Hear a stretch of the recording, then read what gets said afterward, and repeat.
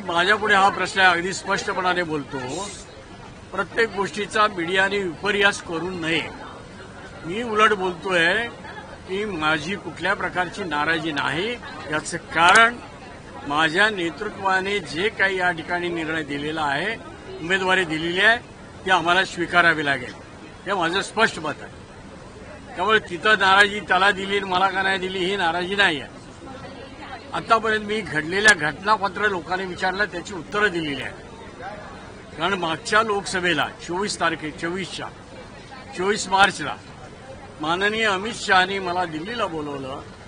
त्या ठिकाणी तत्कालीन आमचे मुख्यमंत्री शिंदेसाहेब होते, उपमुख्यमंत्री देवेंद्र फडणवीस होते, सन्माननीय बावनकुळे साहेब होते. आणि आम्हाला त्या ठिकाणी सांगितलं की अमरावतीची जागा ह्यावेळेला तुम्ही लढू नये, ती आम्हाला हवी आहे, समजा भाजपला हवी.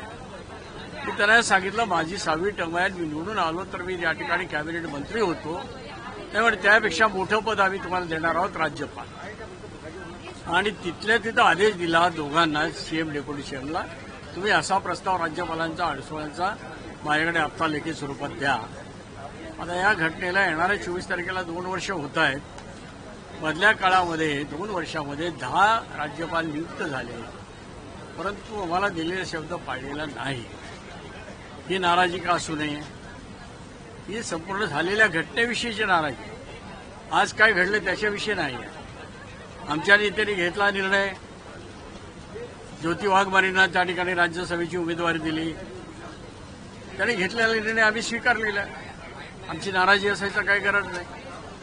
पण आम्हाला डावललं गेलं जाणीवपूर्वक, हा विषय आहे ना. नाही, अंधारात वगैरे नाही. मी सातत्याने संपर्कामध्ये शिंदे साहेबांच्या आहे. 2-3 वेळा अमित शहा साहेबांची भेट घेऊन ह्या गोष्टी त्यांच्या लक्षात आणून दिलेल्या आहेत. आता तरीसुद्धा जर त्याचा दखल घेतली जात नसेल तर कुणाला दोष द्यायचा? आपल्या नशिबाला. आणि म्हणून जीवन हे जगत राहायचं आहे. जे शक्य आहे ते प्रामाणिकपणे करत राहायचं आहे. ते केलेलं आहे. माझ्या भूतकाळामध्ये मी केलेलं आहे. 5 वेळा मी खासदार म्हणून निवडून आलेलो आहे. 6 वेळा संसदरत्न पुरस्कार मला मिळालेला आहे. स्पीकर पॅनेलवर मला काम करण्याची संधी मिळालेली आहे. शिवसेनेचा गटनेता म्हणून काम करण्याची संधी मिळालेली आहे. अर्थ राज्यमंत्री म्हणून काम करण्याची अटलजीच्या गव्हर्नमेंटमध्ये संधी मिळालेली आहे. आणि त्या पलीकडे केमिकल फर्टिलायझर कमिटीचा, स्टँडिंग कमिटीचा अध्यक्ष म्हणून 5 वर्ष मी काम केलं. माझ्याकडे पुंजी जी आहे ती भरपूर आहे, ज्यामध्ये मेरिट आहे, ज्याची दखल संपूर्ण देशाने घेतलेली आहे. आता ज्या लोकांनी दखल घ्यायला पाहिजे आणि घेतली नसेल तर कुणाला दोष द्यायचा, कशा करता द्यायचा? नाराजी कुणाविषयी प्रकट करायची?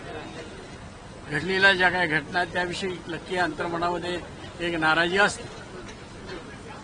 असं हा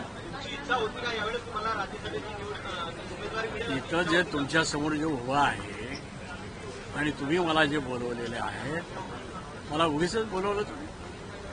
अनेक वेळा येतो. आज एक प्रसंग लक्षामध्ये घेऊन तुम्ही मला बोलवलं ना. इच्छा होती का म्हणजे काय? का असू नये? कुठं आम्ही कमी पडतो? दिलेल्या शब्दाचा प्रश्न आहे ना. त्यामुळे इच्छा असल्या नसण्याचा काय संबंध येतो? असलीच पाहिजे आणि ती मेरिटवरची आहे.